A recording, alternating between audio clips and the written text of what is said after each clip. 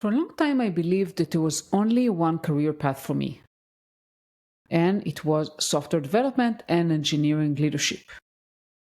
I was good at it. I was respected. I grew in my career, and I never really questioned it.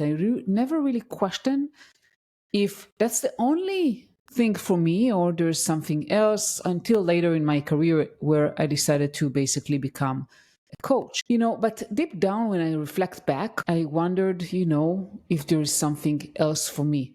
And I don't know what would have happened if I took a different path earlier, if I was braver, if I was more curious, like my next guest. And that's why this episode today, hits so close to home, and I'm very excited to introduce you my guest for today. Her name is Lisa Cao, and I hope I pronounce her last name properly. She's a data engineer, and she moved into product. And she never planned to make this switch. But she said yes when the opportunity came knocking. And she shares in this episode how her curiosity, her system thinking, and willingness to ask hard questions led her to discover a whole new way to lead without losing her technical edge. And in this episode, we explore how to pivot in your career without fear, how to lead without a title, and why your job title doesn't define your potential. And this is, by the way, one of the things I see a lot of women get hung on, and what does it allow them to do or doesn't allow them to do. So for those who don't know me, hi, my name is Limor Bergman Gross. Today I coach women in tech and help them thrive in their careers. And I have been in tech for over 20 years, started my career as a software engineer and grew into engineering leadership. 5.5 years ago, I decided to follow my passion to support other women and dedicate myself to coach other women in leadership roles, other women in tech who needs the support that I got and wish I got more in my career. And you reach the podcast From a Woman to a Leader, where every week I interview different women, incredible women in tech, share their stories. They shared their path, inspiration, and we are here to support you in your journey. And I'm super excited for the discussion today. So if you're new here, I want to invite you to follow From a Woman to a Leader and share it with everyone that you think is going to gain some value from it. So if you feel like you're stuck on a path just because that's the only way or the only path you chose years ago and you don't really know if you can do anything else, but you want to explore that, I think this episode is really going to help you. So are you ready? Let's dive right in. Hi, Lisa. How are you? I'm so happy to have you here today. Good. I'm really excited to be here, and thank you for having me. Absolutely. And I'm very excited to what we're going to talk about today, because I think your journey and the transition you made kind of from data engineering to product is interesting. And I would definitely I want you to share your story with the audience. So can you maybe share a little bit about how did you kind of decide or come about the transition from data engineering into product? I love that you asked that because it really, I hate when people say this, but it did happen completely by accident and it almost fell into my lap. When I was searching, I wasn't actually looking for other product positions. And it was something that I had not much exposure to be honest, throughout most of my career. And what was happening was that I was giving a talk at the Linux Foundation Member Summit. They have this really great program where if you can't afford to go, they'll cover a lot of your costs under their diversity scholarship. And I was giving this discussion on open source data ops and ML ops tools. And so it's a very wide topic. It covered a lot of different things. And in that audience just happened to be sitting my future CEO. And so he came up to me after and he said, you know what, we have a really strong engineering team, but we need somebody with a product mindset. And based on this presentation that you've given, I think that you would be a really great candidate. And from there, I kind of ended up having to go back and learn, what is product management, what exactly would this role entail. And every single person that I asked gave me a completely different answer. And so I just kind of went in a little bit blind, saying, you know what, a new adventure, a new time, let's try it out.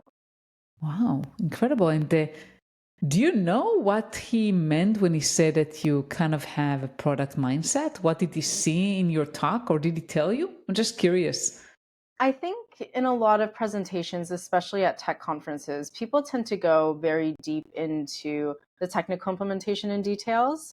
What my talk did was really go into the landscape. What is it, the tools that are used for these specific pieces, and how do they all fit together to create, either observability or some sort of like, data quality management? Like, what are the purposes of those tools? And for me, I personally put that talk together so I could better understand what the landscape was. Sometimes you kind of need Yeah. to formalize it, right? And I think when we look at product, we think of how does this particular thing contribute to the larger space? And that's really that kind of thinking that you want to implement. Definitely. And I think that, I mean, at least I've seen that in my career.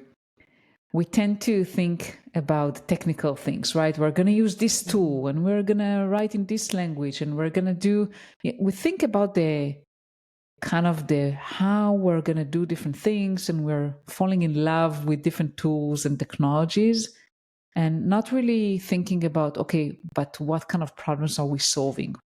Yeah. What bigger purpose does it serve?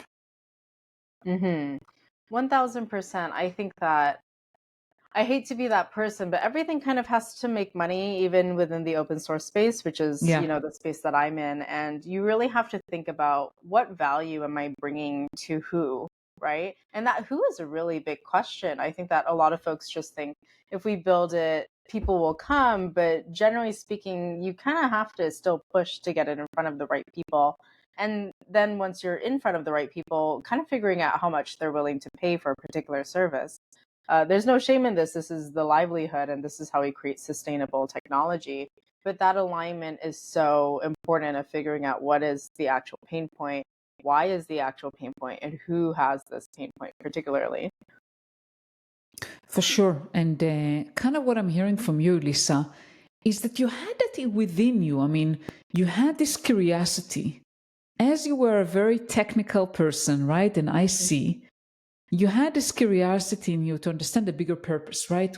What purpose am I serving here? What am I doing that kind of helps solve a bigger problem, which has a need and we can actually make money off?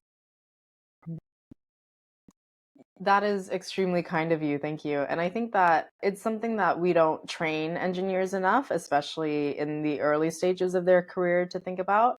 For me personally, and one of the reasons why I even got into data engineering in the first place, and before that, I was really into my original degrees in psychology and neuroscience. And so much of what influenced that was this idea of systems thinking. How does one particular thing have these downstream effects and influence another thing?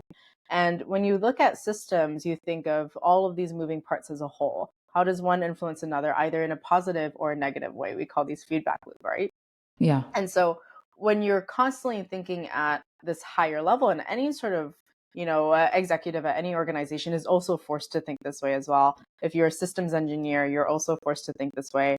If you're anybody who has to make these larger downstream decisions, you have to understand what is the actual pieces that are moving here and how do they influence each other. So I think at the core, that's really where a lot of that thinking came from. And, as you move out into the world, you think, as you're buying a cup of coffee, like, what brought this coffee to my table? And, from what country did these beans have to be imported from? And what were the mechanisms there? And so many, like, it's just a way of life. And it sounds like such a hoity toity answer, but personally, that's where I think it comes from.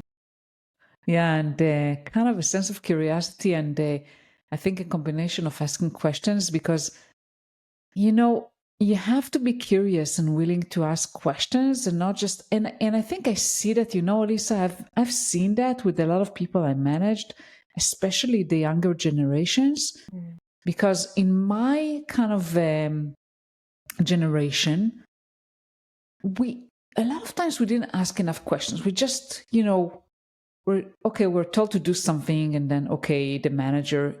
I think part of it was because maybe we had more kind of respect to hierarchy. Like, okay, this is my manager. He tells me to do something. I don't ask. I just do.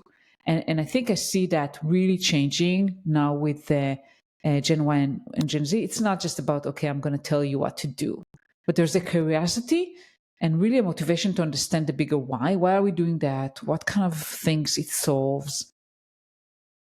Why are you asking me to do that now? I don't know if you've seen that. I'm just curious.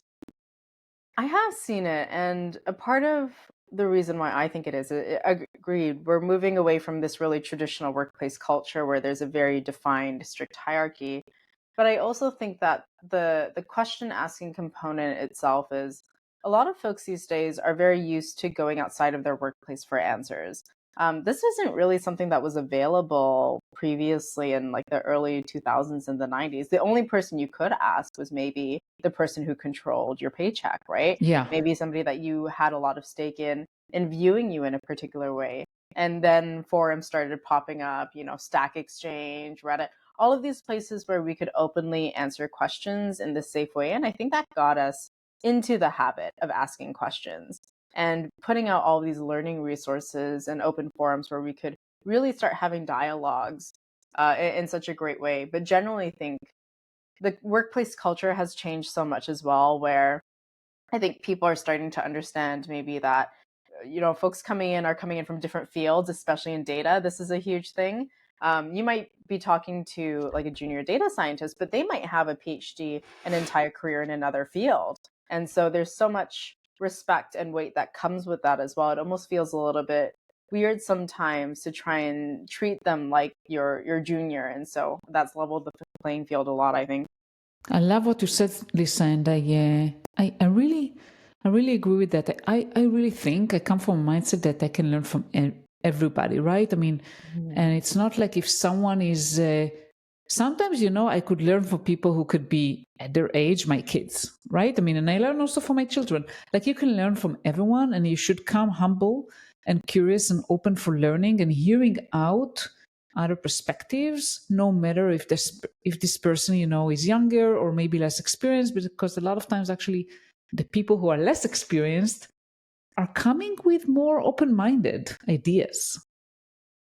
Yeah, and there is this really big, you know, uh, debate right now around diversity and inclusion. And I think that when we bring diverse ideas, we breed innovation.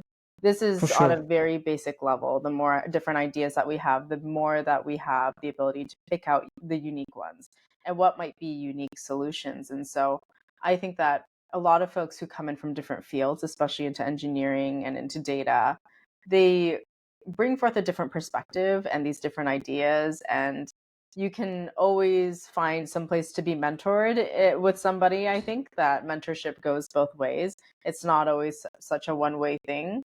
And so there is so many great ideas, and it's up to us to foster the culture to be able to breed these great ideas and to develop them into something that's useful for our organizations. For sure.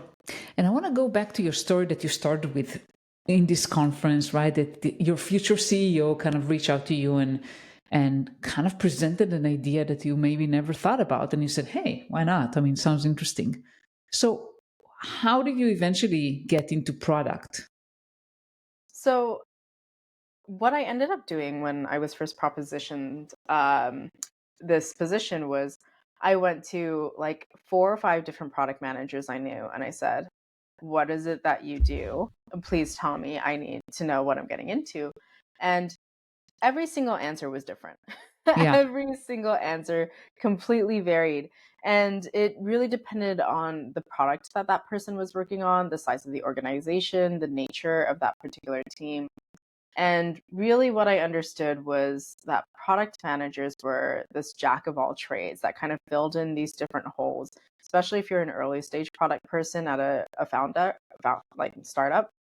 And so, really, when I came into it, I was like, do I have the capacity to move into this field? Do I have the skills that are needed? it turns out that a lot of them I would have to learn on the job, and it was a little bit scary.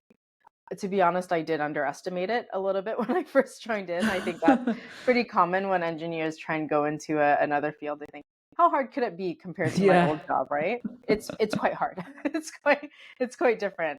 And I think really I had a lot of patience from my organization too to help me define the role that I was in.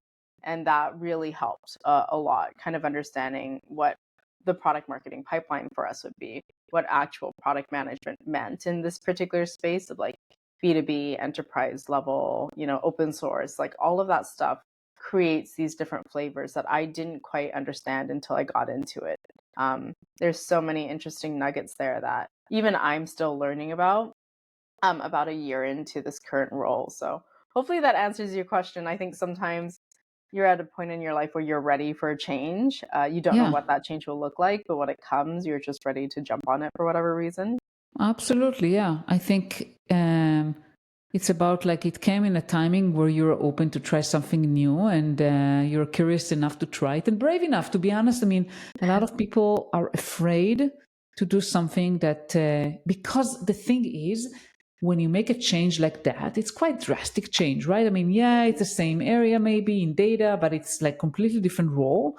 And you may think like, oh, I have no idea how to do that. So should I actually take a risk? And you were like, oh, okay, that's interesting. I want to learn. And I learn as on the go. And you're brave enough to actually take that risk and kind of jump into something that you were not sure exactly how to do. Yeah, 1000%. And I think one of the things that hold us back a lot, at least in this particular field, is we get quite married to our careers and our identity as a particular leader or as a particular position. And every single time you get stronger in your career, either you move up, you get promoted, you become an authority, you take less risks, right? Because there's more to lose. And when you have more to lose, you're less willing to fail. That's really Yeah. the issue, right? Um, I had known because I just had a lot of different experiences in my career that, you know what, if this doesn't work out, I can always do something else. I can always go back to what I was doing. I can always just call it a learning experience of a year. And it's really important, I think, throughout our careers, especially when you're early mid career, to take risks, even when you're well into like a particular career. Any sort of executive who's decided to do their own startup has had to make this decision as well. Hmm. And it's failure is the inherent part of it, right? If there's no risk of failure, then it's not exciting. It's not worth doing. Where's the reward in that? It's too safe.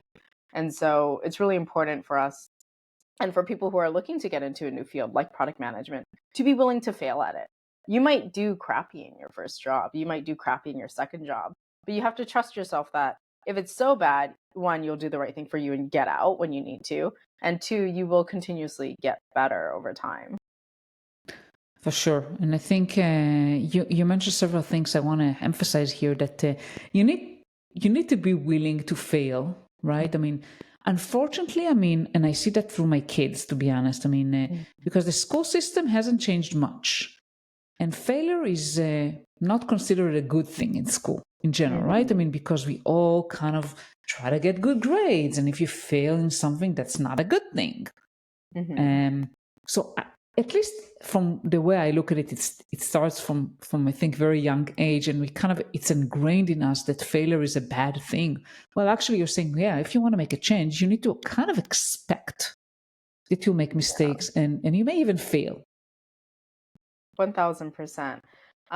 There's this sort of phenomenon known as like gifted kid syndrome, where if you have a child who is almost ahead of their curve, either in reading or writing or physical abilities, they have this expectation that the perfection is the default, that, constant validation is how they know that they're on the right track, and that success is always the status quo for them. And so when they hit their first failure, it's devastating, right? It's actually their entire identity is shattered and they feel worthless because, growing up, they were told, you're so smart, you're so strong, you're so talented. And all of these things came very inherently to them.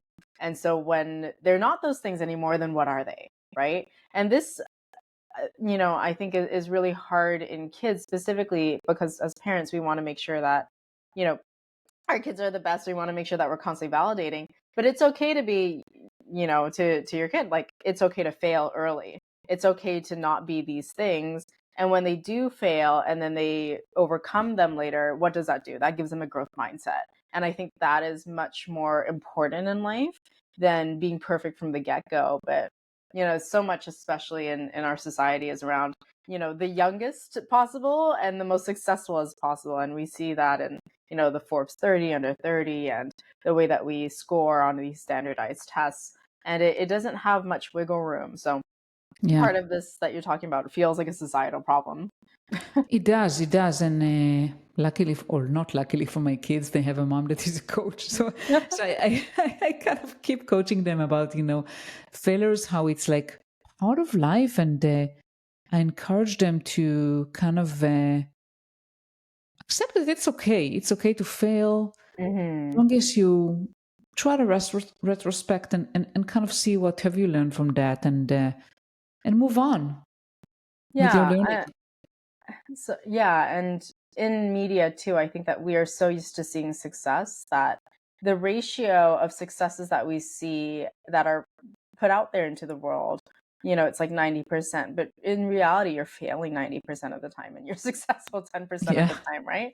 And it's not the reality that you see in your life is not going to reflect what's online, on LinkedIn, on whatever that, other students are probably posting. And so, it becomes really hard because you have to mentally shift your actual thinking and maybe what your brain is used to seeing, which goes against our instincts. for sure. Yeah. And if I go back to your story, so you mentioned like, okay, if you move the product, you need to be willing to fail and learn a lot. So if someone is considering transitioning, let's say from a data engineer, from a very technical role to a product manager, like looking backwards at your career, I mean, is there any insights you can share with someone considering that? I think it's really important if you're in a technical IC role in particular, and you're looking to do something like product management, that you're out there talking with people a lot. And I don't just mean, networking so that you can have connections eventually, but really, understanding, can I talk to different engineers in different organizations and can I ask them key point questions, right? Do I understand what their organization is doing? Do I understand what their stack is? And why are they using those particular tools? I think that's a really important part of being a product manager, is being able to have those conversations outside of your organization in particular, because that's really where a lot of the pain points are in the larger industry.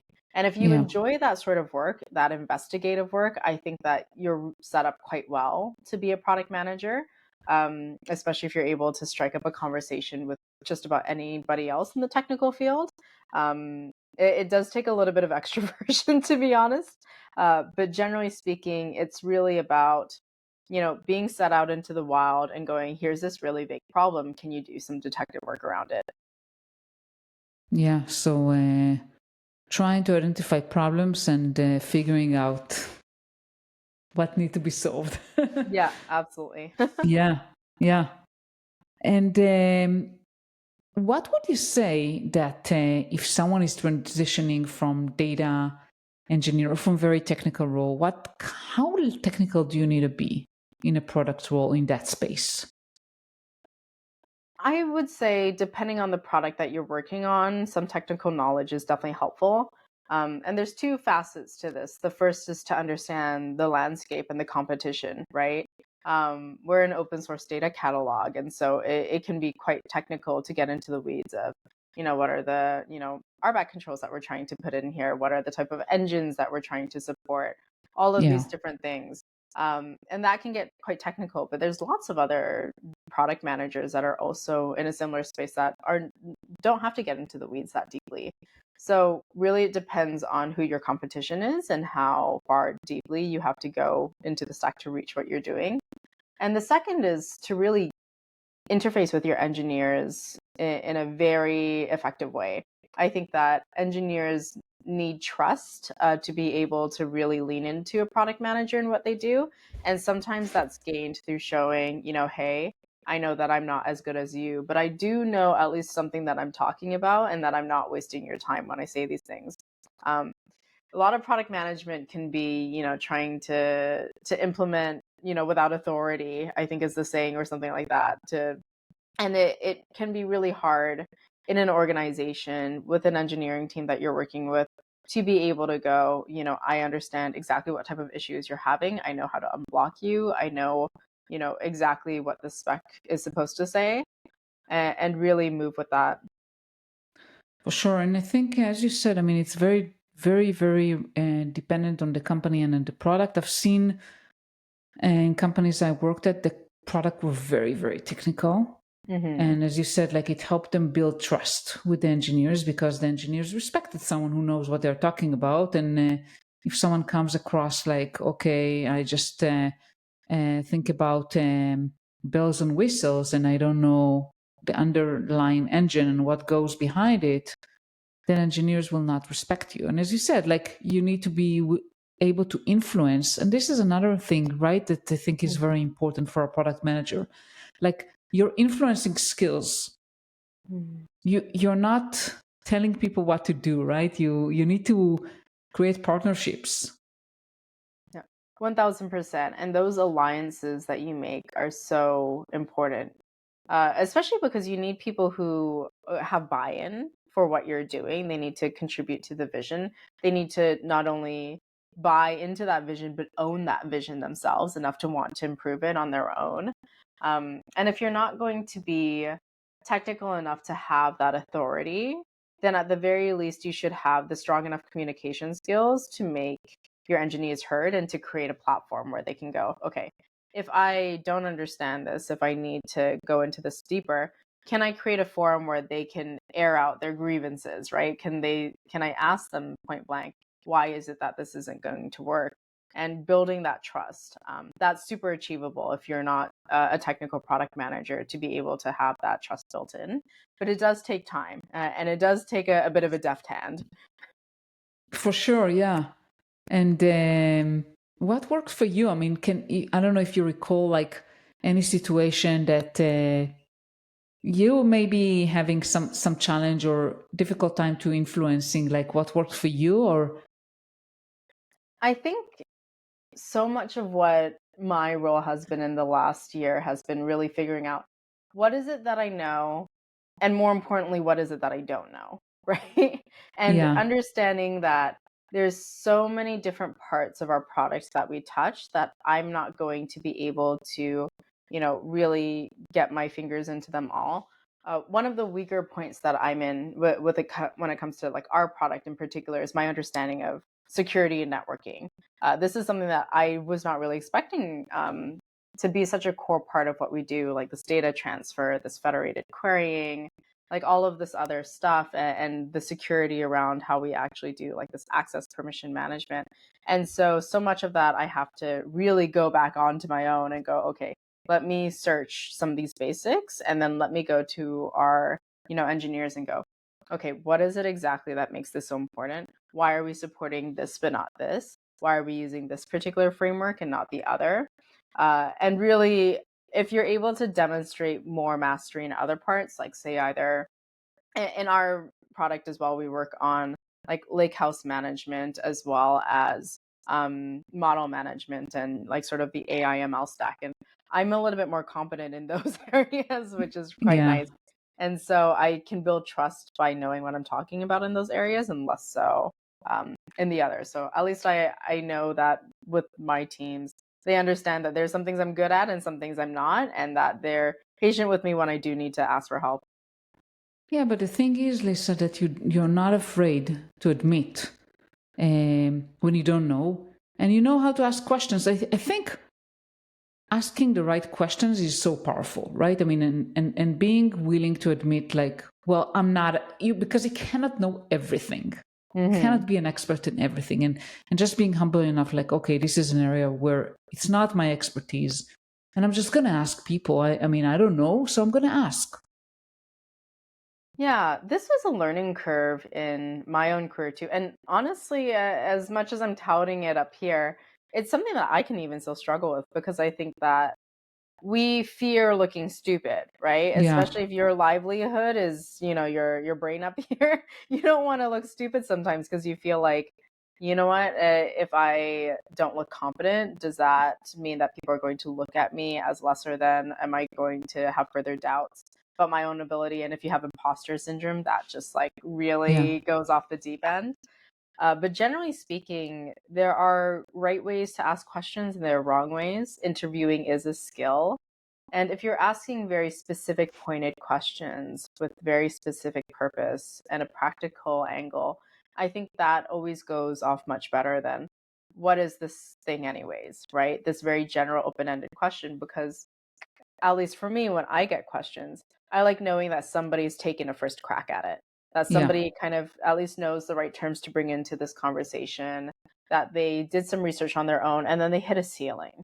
And then it's only when they hit that ceiling do I know, okay, I am now the only person that can unblock them. They've clearly invested in having a good answer and that they're taking this seriously. And I'm not just being used as like some easy way out. And I think people really respect when you're asking them questions that you've demonstrated that you've kind of tried already to do it yeah. yourself. That way it's appropriate. Absolutely, and I think that asking questions, there is no shame in admitting something you don't know, as long as, like as you said, like you are trying as much as possible to be educated, so you can have a conversation at a level that will make sense, right? I don't Hmm. coming across, oh, I don't know anything, so tell me everything I need to know. Yeah, and there's so much information that's widely available out there that you can kind of learn anything on your own, at least in the general sense. You Yeah, can learn security concepts on your own pretty easily. But when it comes to that specific implementation in terms of what we're dealing with in that scenario, it's not going to be as easy, but you can at least understand afterwards, based on this general knowledge that I've accumulated, how are we specialized? And that's yeah, the real question, right? How are we different? Why are we unique? Why is this problem existing? for sure. And speaking about learning, I wanted to ask you, I know that there are some product related trainings out there, like at least I heard of product school. I think one of the guests I had here was a former student of them. I don't know how much you're familiar with those, or would you recommend someone considering going to product to maybe explore doing some kind of training? What are your Yeah. thoughts? Personally, I haven't done any sort of boot camp or anything like that. I think that's also part of the reason for that is because my organization in particular still runs a very engineering driven in a lot of Yeah, ways. And so a lot of the traditional product things can be hard to get some of the buy-in. That's like yeah. 100% what it is. Will change over time, but at first in my career, like there were specific O'Reilly books that I thought were really helpful, such as I think Product Management for Enterprise, one of Mm-hmm. those. And the other one that I found that jumped me right in was Reforge. Reforge is a pretty popular resource. I haven't taken their courses, so I can't um, advocate for that, but they have a lot of templates. And that's really good because those templates are not just templates, but they're filled out, right? This is how my organization filled out this particular sheet for our product marketing strategy or our, feature roadmap. And that really helps because I think in product, the general advice is really good, but the examples are really where the bread and butter is to understand how an organization is approaching a particular problem and what they're thinking about when it comes to actually implementing it. Wonderful. I took notes and I'll share that in the show notes. And before we end, I mean, Lisa, is there anything else you would like to share? Any last kind of nugget from you?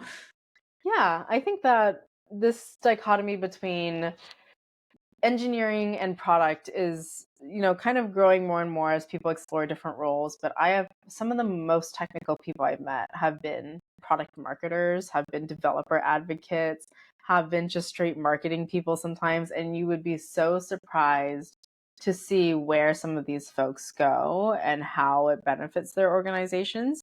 And really, it's not, I think we get caught up in our careers. Like, this is my title, this is what I do, this is my value to the field. But really, it should be about how am I contributing to my specific organization to thrive? Because as long as your organization's thriving, you should be thriving. That synergy should be there, in my opinion. And so there are folks who really get married to their job title, and you should be more flexible. I think it's always fun to jump around a little bit and to show that you know all of the different parts of your company and that you have some chops to you that maybe are unexpected. For sure. I 100% agree. And when you make a transition, you can always go back, right? As you mentioned before, Yeah. like there is always, you can always go back to do what you did before. 1000%. Well, thank you for having me. Yeah, it's been fun, Lisa. So how can people find you?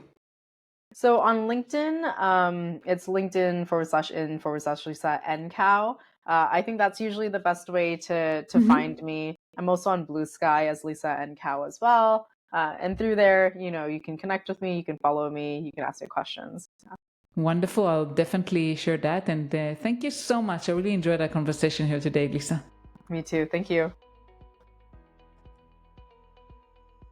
Thank you so much for listening for the episode today. And don't go yet. I want to share with you what's coming up next week. And I'm truly honored to talk with an incredible woman. Her name is Elizabeth Stephens, and she is a leader in cybersecurity. And actually, her background is very interesting. She served in the Marine Corps.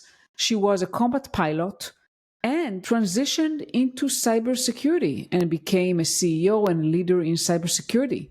And we talk about things that are near and dear to my heart.